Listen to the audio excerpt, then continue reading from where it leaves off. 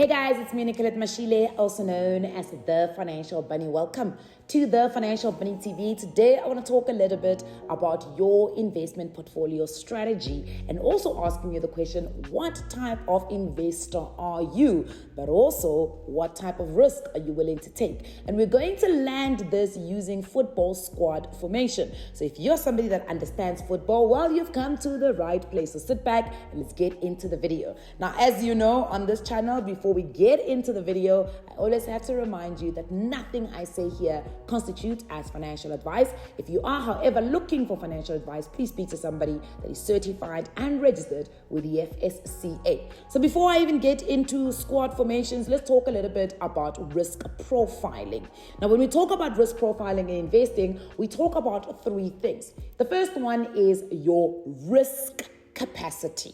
This is asking how much risk capacity do you have? So if you imagine having a bucket, that in this bucket we're saying this is your risk capacity. Is it this much? Is it halfway? Or is it absolutely prop full? Is it full to the brim of the bucket? Now, for us to be able to assess your risk capacity, often we look at different factors. Now, one of the factors that comes top of mind right now is age. The age that you are at might determine or will determine the risk capacity that you have. So think about these two individuals. Think about a Nicolette who's 35 years old versus a gent called Njabulo who is 55 years old. We both have different amounts of time left before retirement, and that determines our risk capacity. So Njabulo at that age is very close to retirement. He might be thinking, you know what, actually, I'm at that stage where I want to preserve whatever I currently have, and anything else that I can put into investing, I want to go with a more conservative, a more inflation-beating, but really nothing too volatile. So he might be going into things like your money market accounts, your fixed deposit types of accounts. Nicolette at 35 is sitting there thinking, well, I still have time before retirement, so actually I can go for a more high growth type of approach or strategy. So I could be going into equity, I could be going into property or real estate. So your capacity to take risk is something that we are definitely going to be looking at when we are putting together your investment portfolio strategy. The second area of risk that we're going to be looking at is risk that is required. Now, while it's great that you might not necessarily have capacity, but if you come and you say, look, my time horizon is 5 years and I really need this money to do something exceptional, right? So 55, you've got 5 years to retirement. So your risk that is, your risk capacity is very low, but you're saying, I need to derive an income from this little bit of money. So put it into an asset that is going to give me a great return. It means that the risk that is required to be able to reach the goal of getting an income out of that specific amount that you want to invest is quite high. So it means that you are saying, actually, you know what? I need to take a lot of risk for me to be able to reach my goal. A simpler way of putting it is the type of car that you get into if you're driving from Johannesburg to Pretoria. Now, some cars may land you only in Centurion. That means that you did not take enough risk that was required for you to find yourself ultimately at your goal, which is getting to Pretoria, right? So the risk that is required is, I want to build wealth, but I'm only going into fixed deposits and money markets and savings account. That is not going to get you to wealth. If you want to get into wealth, it means that you need to have high growth type of investments. But again, you also need to look at back to your risk capacity to be able to determine those types of assets. So your risk that is required will also determine the types of assets that you are going into. The last part of risk that we're going to be looking at is your risk tolerance. Do you have the stomach for the type of risk you need to take to be able to achieve your goals, right?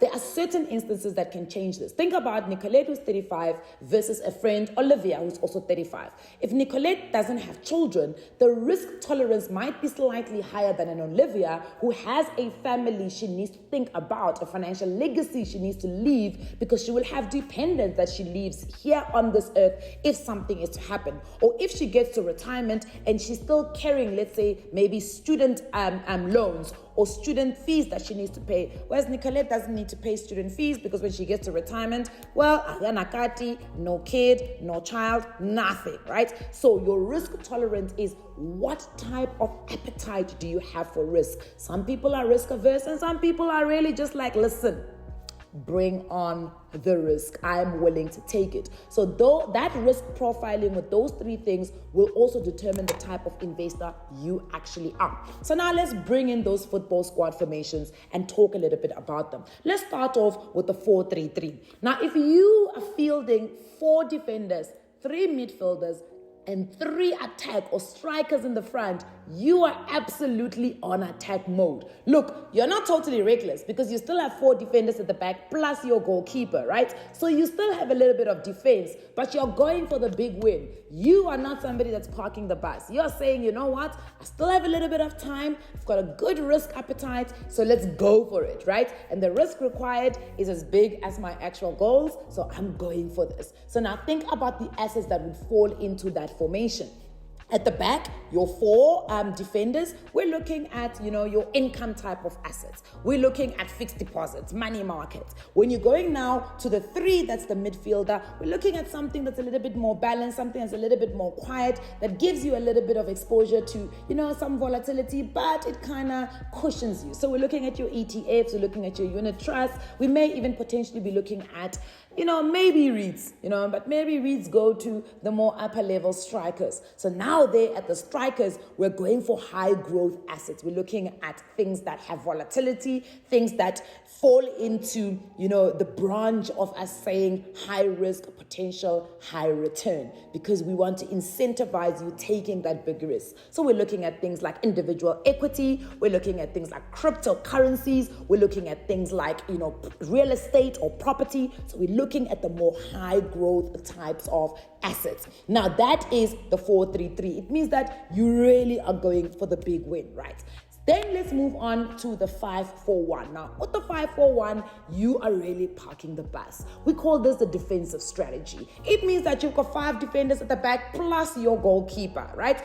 You are literally somebody that doesn't have much risk capacity, or perhaps maybe you don't have a high risk tolerance. So you're like, you know what? I just want to be comfortable. I want to defend what I currently have or the money that I'm putting into these assets. I don't want to lose my money, right? So you are doing more preservation. You're trying to beat inflation, and that's really what you are going for. So you're going into a lot of savings accounts, you're going into a lot of money markets, you could potentially even be looking at bonds, but essentially you don't have quite a lot of high growth equity or high growth assets. You might have one because of that one striker that you're putting to the front. Now, this again, as I said, is somebody that might be close to retirement. They've already spent their life, investing, and now they're like, you know what, I just want to preserve what I have. Or actually, you know what, I just need one little asset that is exposing me to a little bit of risk, but it's also measured, and really, I'm trying to make sure that I don't find myself on a losing position.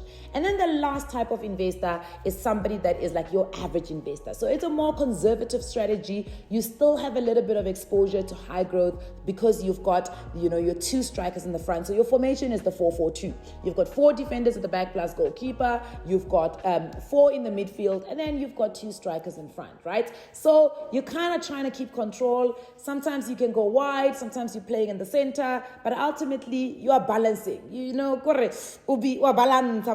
it on all sides, right? So in the middle there, you've got your bonds, you've got perhaps maybe your unit trust against your ETFs, and they're really giving you that cushion. You might even find yourself having some gold, to try and bring in a little bit of defensive, but you're really going for a more balanced fund. This is generally what most of us are exposed to, but it doesn't mean that we are all these types of investors. So you've got to ask yourself, what type of formation are you going for? Are you going for the 4-3-3, the 5-4-1, or the 4-4-2, right? Because this determines the types of assets you're going to be going into. But it is important to look at your risk profile first so that it actually helps you with that conversation that you're going to be having with your financial planner as you put together your investment portfolio strategy. It's going to be absolutely crucial for that conversation. I'm going to leave it here, but do remember, none of my conversations constitute as financial advice. If you are, however, looking for financial advice, please speak to somebody that is certified and registered with the FSCA. I'll see you guys